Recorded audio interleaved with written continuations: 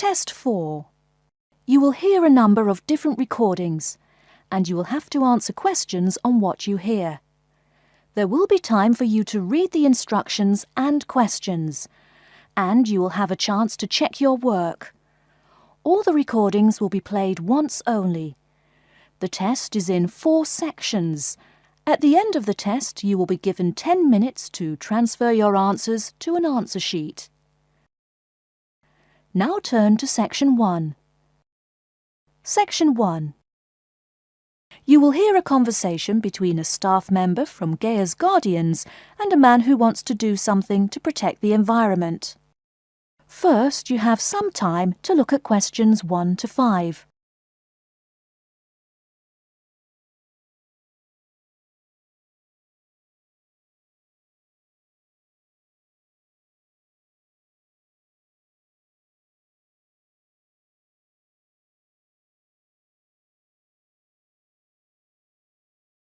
You will see that there is an example which has been done for you. On this occasion only, the conversation relating to this will be played first. Hello, how may I help you? Well, I've been seeing these yellow boxes in front of a lot of houses in my neighborhood. Just wondered what they were for. I noticed your phone number on all of them, so I called. Could you tell me about your business? We do recycling, but we're not a business. Gaia's Guardians is a non-profit group. We encourage recycling as a way of protecting the environment. The woman says that they encourage recycling as a way of protecting the environment. So, recycling has been written in the space. Now we shall begin. You should answer the questions as you listen, because you will not hear the recording a second time. Listen carefully and answer questions 1 to 5. Hello, how may I help you? Well, I've been seeing these yellow boxes in front of a lot of houses in my neighborhood. Just wondered what they were for. I noticed your phone number on all of them, so I called. Could you tell me about your business? We do recycling, but we're not a business. Gaia's Guardians is a non-profit group. We encourage recycling as a way of protecting the environment. I don't know. I mean, it is a good idea, but I really don't read the newspaper every day or anything. And we don't come collect newspapers every day. In fact, we only do pickups every other week. Oh, well, then maybe I could help. I mean, in my neighborhood there's too much rubbish lying around everywhere. I'd like to help out, I guess. That's great, sir. You're doing the right thing. Okay, I need to get your contact information. What's your name, please? Peter Wisrow. Peter, how do you spell your last name? W-I-S-R-O-W? No, actually, it's W-I-S-R-O-U-G-H. Oh, I'm sorry. I'm a terrible speller. You're a good speller. It's just that my family are terrible pronouncers. You're quite a card, Peter. Okay, now what's your address? Number 168 Bridge Road. That's here in London. How about if I have any questions? I'm sending you a copy of our booklet too. The booklet has our phone number and our email address, helpline@blackcat.com. That's HELPLINE at BLACKCAT.com. But I nearly forgot to ask, what's your postcode? BS97PU. PS97BU? No, that's B as in boy, S97P as in Peter, U. Before you hear the rest of the conversation, you have some time to look at questions 6 to 10.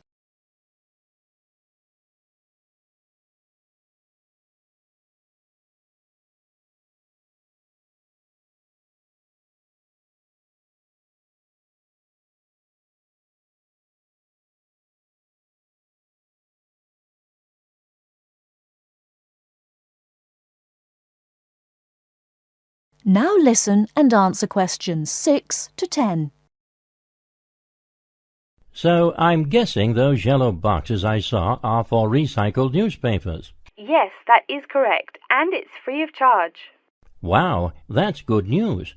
Do you recycle anything besides newspaper? Oh yes, we recycle most everything.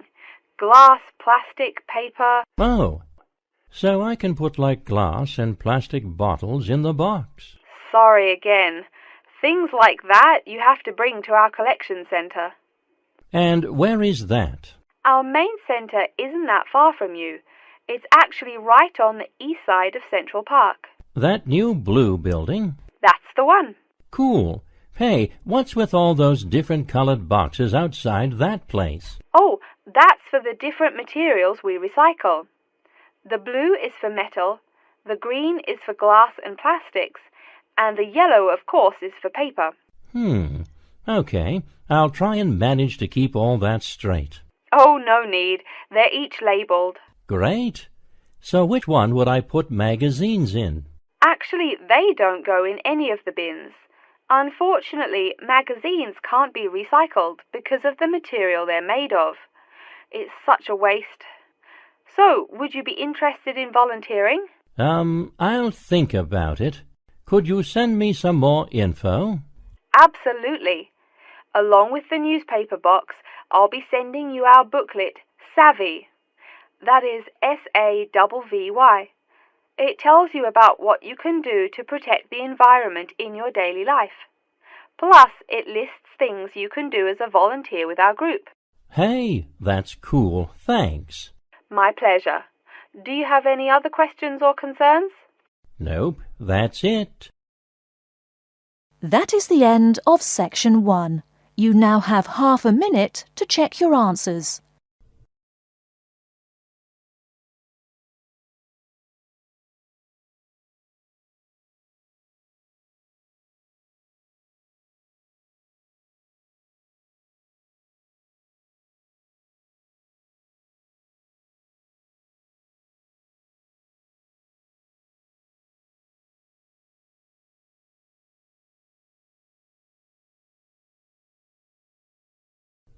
Now turn to Section 2. Section 2. You'll hear an introduction about how to make a resume and apply for a job. First, you have some time to look at questions 11 to 17.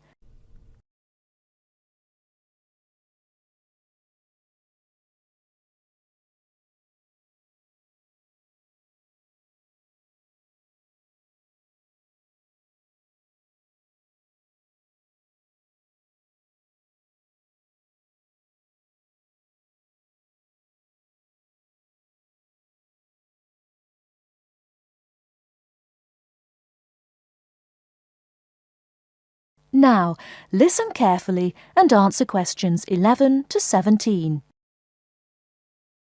Welcome everyone to today's seminar on CV and interview skills. Remember, your CV is probably the most important document you will ever write. It opens the door to your career, and that job interview is probably the most important meeting you will ever attend. It's like stepping through that open door. So let's roll up our sleeves and get down to work, shall we?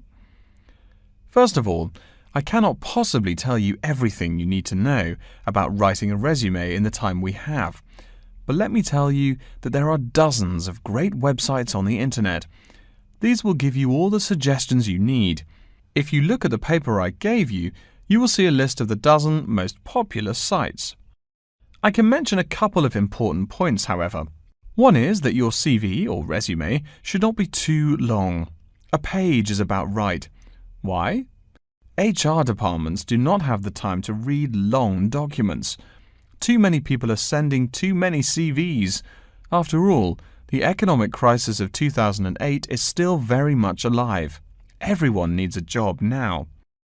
No matter how short you make that resume, though, you do not want to forget to tell HR how to contact your references. References are people who will give you a recommendation for a job. That's usually an ex-boss or a professor who knows you well. Do not use relatives. I don't care how much your mum loves you. Also, when you send that CV, be sure to include a typed cover letter. A cover letter is a letter where you basically are asking for a job. It's like introducing yourself. Make it brief. The real information about you is on that CV of yours, and please make sure the letter is typed. It doesn't matter if your handwriting is beautiful or not. Companies only read typed letters. Another point about CVs is you should try to have an attractive layout. Maybe use different type fonts or colours to highlight information. Some people include a photo. You can find dozens of examples on the internet. Whatever layout you decide to use, however, avoid all spelling and grammar errors. I used to be an HR manager. If I saw a mistake, that CV went into the garbage. Something you write in a CV is a description of your skills and experiences in an interesting way. Mention training too. These are what get you hired. Do not just say, I have lots of experience, or I have many skills. Tell that boss what you did, for what company, and when. Better, tell him how well you did it. Don't just say, I sold houses. Say, I sold £2 million worth of houses in my first year. That is, say something to make the person reading excited and curious. Finally, speaking of CVs, it's sad, but some people actually forget to provide a contact number. That's pretty silly. You wrote a great CV, you have HR dying to meet you, and they don't know how. You forgot your phone number. Oh sure, if you apply online, they have your email address, but you just showed them you're forgetful. Why are they going to want to talk to you after that? Before you hear the rest of the talk, you have some time to look at questions 18 to 20.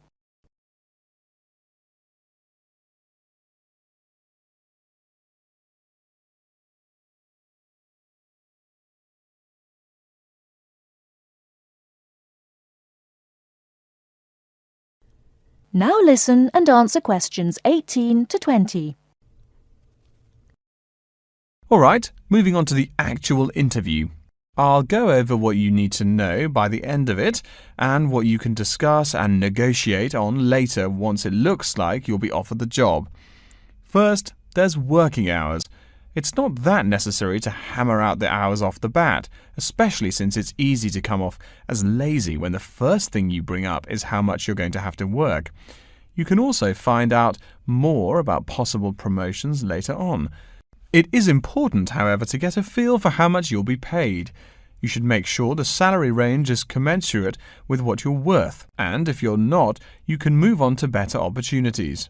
Being sure you're going to make what you want to live on is much more important than issues like your pension. You're all so young that your pension is not going to matter for quite a long time.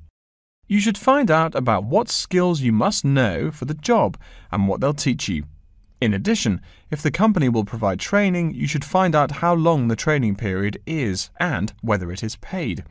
Beware of any jobs that want you to train for a long time without appropriate compensation. Speaking of compensation, find out about holidays as well. Do you get paid vacation time? Are you allowed to take personal days? Do you have to work on national holidays? Once you work out these main issues, you can move on later to details like the location and expected attire and whatnot. Wow, that's a lot of information. Let's take a break so you can think everything over and ask any questions you may have. Don't hesitate to come and see me if you need any clarification on all this stuff.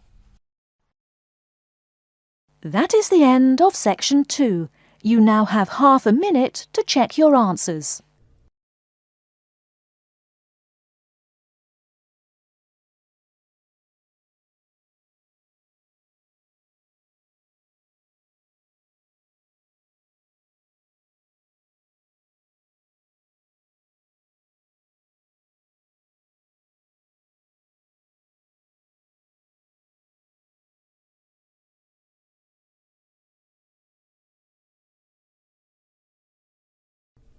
Now turn to section 3.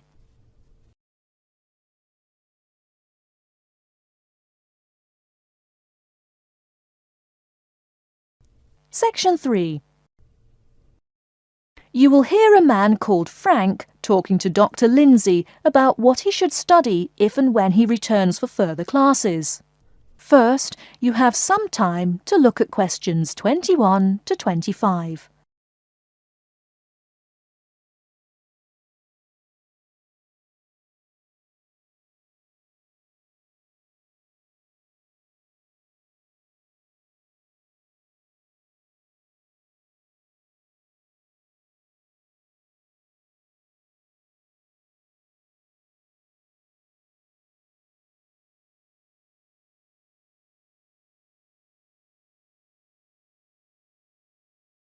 Now listen carefully and answer questions 21 to 25. Hello, are you Dr. Lindsay, the returning students advisor? Yes, that's right. Are you Frank? Your appointment wasn't until 2, but that's okay. Please come in and have a seat. Thanks. I like to arrive early whenever I have anything to do. That's certainly a praiseworthy habit.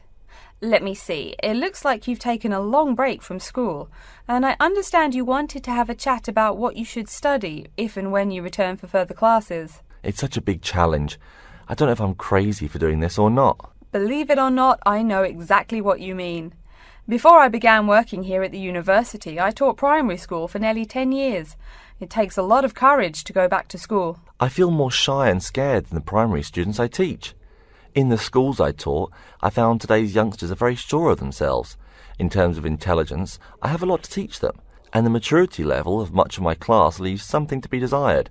But in terms of confidence, wow, a lot more confident than I am now, that's for sure. Stop fretting. A brave man is a coward who refuses to run. Let's talk about your strong points. You seem an intelligent man. What is it you would like to study? You see, I've been teaching children for a few years, but I think I'm happier teaching adults. I think teaching students in middle school is much more satisfying because they end up being much more grateful for your work. If I may ask, what got you interested in teaching adults? A lot of things, I guess. I met my future wife back in my first year of college. She always complains that I was more interesting then. She says that now I talk like I'm 7 years old. That's probably from being with children all day. Again, I know just what you mean. My husband used to say the same thing about me when I taught kindergarten.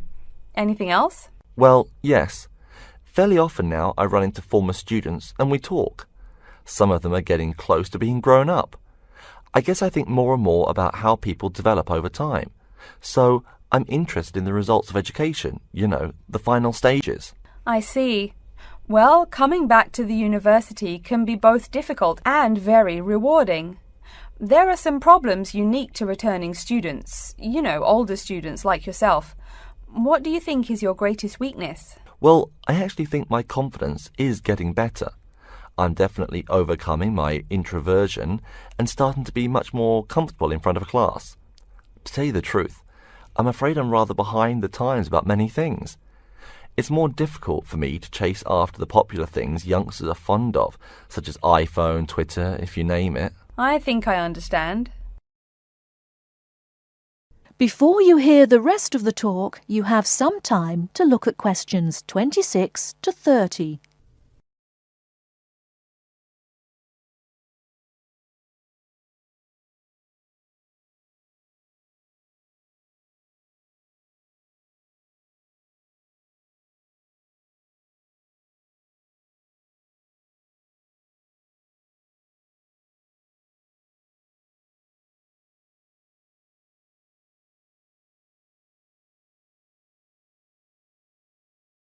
Now listen and answer questions 26 to 30. How old are you, 35? People at your age still go back to school for further education. I was a bit the same way. I mean, I didn't study at university till after I had a family, a husband and one child. My point of view was a lot different from your average 18-year-old girls, I can tell you. Gee, that sounds pretty rough. A family and college? Clearly you weren't unsuccessful, though. It was, Frank, it truly was. My first term at school was extremely stressful. But, excuse me, you're not here to listen to my life story. We're talking about your plans. Is there anything unique I should know about you or your past experience or plans? I'm afraid not. There is nothing interesting about my career or plans. It's really not too impressive. Now, I forbid you to talk like that. This is your one life, and if you're not interested, why bother living it? Don't be so humble, Frank. Okay. My wife says I'm a wimp. Let's talk about your dreams a bit. You want to teach adults, you said. What would you like to teach them? Well, when I first came to college, I really liked languages and literature. A lot of people have told me that for practical reasons, it would be more rewarding to choose business management as my major. But I made up my mind to study liberal arts once I got the idea of going back to school. I must say it's refreshing to meet someone who knows there's more to an education than computers and finance. Let's have a look at the university course catalogue. Excuse me, Dr. Lindsay, before we do that, could I maybe ask you some questions about changes in university life? I think I need to discuss that so I know what to expect. Of course, I'm here to help you. The biggest thing to get used to is the change in technology. Professors present things on huge screens, many of which are interactive computerized whiteboards. You can write on them still and use them like a touchscreen. They're really handy. No more sloppy scribbled notes on the projector. Let's see, I doubt you'll be living in student housing, so I won't go into all the improvements there. Another major change that you'll enjoy is the plethora of resources available for students. As a student, you have 24-hour access to the gym and library privileges that include the use of school computers to scan, copy and print.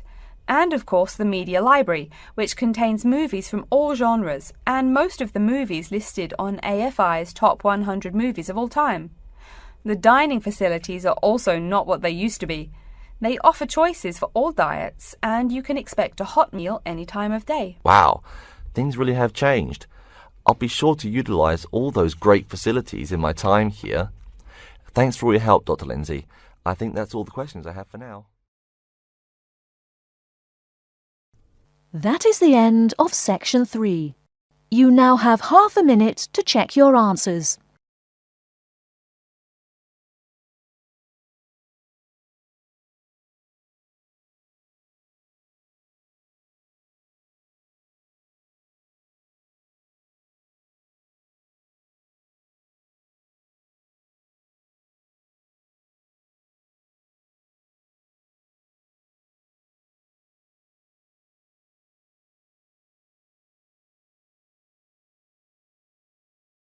Now turn to Section 4.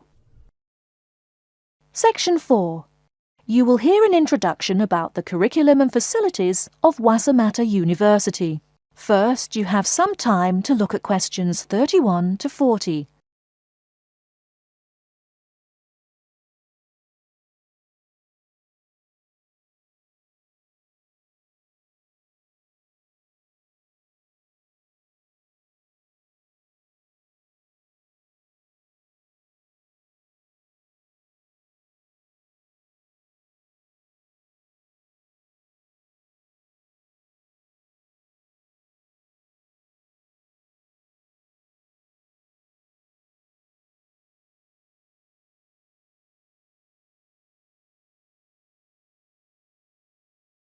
Now listen carefully and answer questions 31 to 40. Okay, and welcome back. During the short break we just took, several of you approached me with questions. So before going on with the orientation talk, I'd like to address those queries. As I found, if one person asks a question, probably a dozen others are wondering about the same thing. The first question is whether Wassamata University employs modules technology as an instruction method. The answer is yes, we do. At least that's what the university catalogue says. If some of you don't understand what modules technology is, don't worry. I googled the word but couldn't find it. Apparently though, it's a method of broadband wireless access. At least that's what an American company's website told me. But again, don't worry. If you need to know something more, your professor can tell you. Another question someone asked me was what tomorrow's workshop on research methods and skills was about. Well, research skills include any method you can imagine for finding and presenting any information you need. That's not just schoolwork either. Writing English, the native language for most of you, and finding a job are also research skills. And yes, those will be addressed in tomorrow's workshop. As you know, Wassamata University is one of this country's premier universities for the study of the dismal science, economics. Some of you, it seems, want to get a jump on their classmates. During the break, half a dozen of you came up and asked me where to find economics tomes. I know it's odd, but this school's library holdings are divided up between two libraries. Economics books are in the old library. If you look out of the window behind me, you can see it. It's the red brick building. Oh, before I forget, you economics types also need a lot of math, am I right? Well, those math books are neither in the old library nor in the new one. They can be found in the math department building. Why am I telling you this? Doesn't the invisible hand guide economists? Maybe it's good you asked. In 2008, that hand shoved most of the world economy off a cliff, didn't it?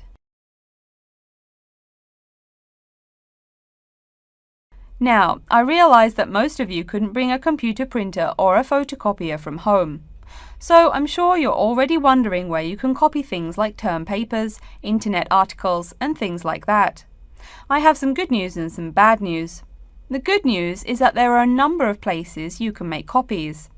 These include both libraries and the Student Union building.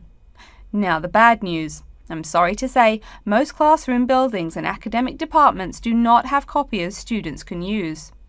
So most of the large buildings you see around campus do not have copiers for students. The copiers there are reserved for professors and office staff. Oh yes, I nearly forgot to tell you. If you need to have printing done, all the copiers available to students are laser printers. Plus, for your convenience, you can pay using prepaid cards. You can get those in the Student Union building. That just covers the questions put to me. If you have more, please see me during the next break at 2:15. Right now, though, I'd like to start to give you a rundown on the various facilities here on campus. That way you won't get lost so easily in the weeks to come. I've been told that this year's incoming class features a large number of married students and parents. So you must be wondering where to put the baby while you're in class. Okay, right now we're in the Student Union building, right? Remember the big doors in front where you all came in? If you go out of the building, you can see the nursery is just on the other side of this building. It's only about 20 meters away. Convenient, eh? Next, we're all from different places around the country. Some of you are from other countries. That means we're pretty likely to get sick during the first months of school as we expose each other to many new viruses. So where's the doctor? Of course, you need to find the Medical Services Centre, which is on the right as you leave the building. Remember, that's the second building on the right. And if you look out of that window, you can see a lot of antenna and satellite dishes on the roof.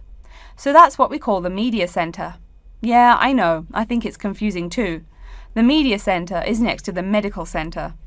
The chairwoman of the journalism school on the first floor doesn't like it when people who wander in there mistake her for a nurse. Chances are you'll have at least one math class while you're here. That red building there, just outside to the left, is the math department building. I know, it looks about as old as the subject of math, but I assure you that the inside is equipped with state-of-the-art classroom equipment, including interactive chalkboards and surround sound in every room. Oh, can you see the back building there?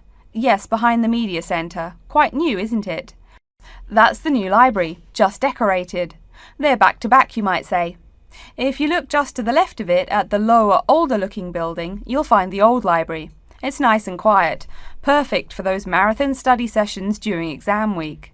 Since the weather is so nice, why don't we stop looking at our maps, but go for a walk around the campus? That is the end of Section 4. You now have half a minute to check your answers.